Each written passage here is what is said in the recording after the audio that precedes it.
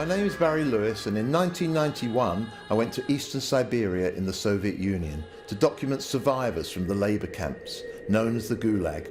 I spent days with inmates in the prisons that still remained. It was a chilly reminder of the darkest days of Russia, when all opposition was brutally crushed. During Stalin's regime, nearly 20 million people from all over the USSR were sent to the GULAG. Many did not return. Our journey took us to the port of Magadan in Siberia. Magadan is a cold, bleak city with no trees. It was the centre of the GULAG, the system of labour camps and prisons set up by the Soviets in a ruthless search for minerals, especially gold and uranium, at the expense of human lives. Our journey continued north from Magadan to follow the prisoners' routes to the mines along the Kolyma Highway. This 2,000-kilometre road is called the Road of Bones, named after the thousands of prisoners who lost their lives while making it, with many still buried in the foundations.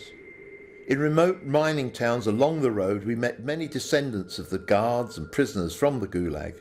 In the settlement of Uptar, we spent several days in Camp AW26, a prison in the middle of a frozen tundra and surrounded by barbed wire. Escape was impossible. The prisoners I met and photographed were criminals rather than political. Nothing else had really changed. The camps still used forced labour, outside in temperatures of below 50 degrees. Inside, the conditions were grim, unchanged from Soviet times. Our final destination were the lonely ruins of Butichag, a forced labour camp where uranium was mined between 1945 and 55. Here, up to 50,000 freezing and unprotected prisoners worked in the uranium mines and reprocessing units for the Soviet authorities.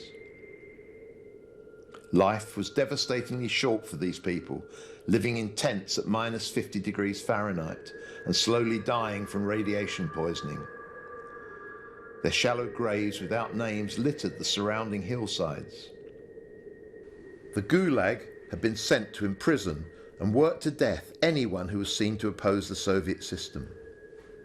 Today in Russia, those who dissent from Putin's war in Ukraine are subject to secret trials.